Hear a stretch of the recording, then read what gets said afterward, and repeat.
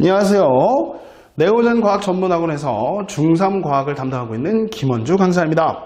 2024년 1학기 중간고사 백신 중3 내신 분석 리포트 시작해 보도록 하겠습니다. 전체적으로 중간 난이도 정도의 시험이었던 것 같고요. 그래서 기본적으로 고난이도 문제들이 살짝씩 출제가 됐습니다. 그래서 문제에서 보기에는 우리 친구들이 좀 어려워하는 문제들이 출제가 좀 됐고요. 그리고 서술형 문제 같은 경우가 3문제 정도가 출제가 됐기 때문에 그 쓰는 연습들도 좀 꼼꼼히 했었어야 되고요. 그리고 백신 중 같은 경우는 순서대로 나가는 게 아니라 1단원과 지금 이제 4단원이 나갔기 때문에 1단원의 화학 파트, 4단원의 자극과 반응인 생명과학 파트가 진행이 됐습니다. 그래서 좀 더 외울 게 많았던 시험이다라고 생각이 듭니다. 자, 그러면 문항명 분석을 한번 해보겠는데 기본적으로 1페이지에 나와 있는 문제들 중에서는 어렵진 않았으나 5번 문제 같은 경우가 개수를 찾아서 이 개수의 합을 구하는, 즉 전형적으로 여러분들한테 실수 유발하는 유형의 문제입니다. 그러니까 잘 구했지만 더하기를 잘못했거나 문제를 잘못 봤을 경우에 틀릴 확률이 높은 문제들이 좀 나왔고요.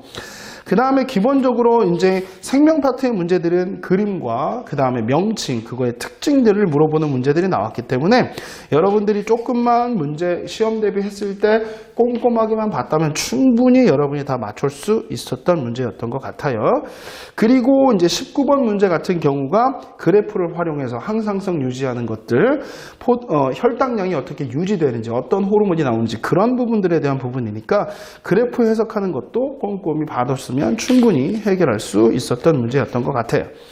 그리고 논소수령 문제가 좀 까다로웠습니다. 그래서 논소수령 문제 중에서 논수령 1번 문제 같은 경우가 주변의 밝기에 따른 동공의 크기 변화를 면적으로 그래프로 줬단 말이죠. 그래서 이 부분이 조금 까다로웠을 거고, 이걸 어떻게 해석하지 처음 보는 친구들 좀 당황했었지만 동공의 크기가 작아지냐 커지냐에 따라서 밝기 변화를 어떻게 하는지를 꼼꼼하게 공부했으면 충분히 적용 가능한 문제였고요. 논수령 2번 같은 경우는 체온입니다. 체온 조절 문제들은 잘 나오진 않지만 이런 식으로 이렇게 체온 조절 문제들이 나올 수 있고, 선생님이랑 같이 시험 대비했었던 친구들은 이런 문제들로 풀어봤기 때문에 충분히 여러분들이 실수만 하지 않았다면 잘 풀어낼 수 있었던 문제였던 것 같아요. 그래서 전체적으로 이 시험 문제를 마지막으로 정리를 해드리자면 아주 쉬운 문제와 아주 어려운 문제는 없었지만 고난이도 문제에 해당되는 문제와 비슷한, 그러니까 실수를 유발하는 그런 문제들이 한 두세 문제 보이기 때문에 그것 때문에 조금 까다로웠다라고 보이고요.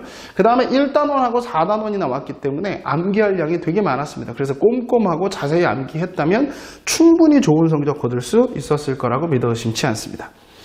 2024년 1학기 중간고사 백신 중3 내신 분석 리포트 여기서 마치도록 하겠습니다. 감사합니다.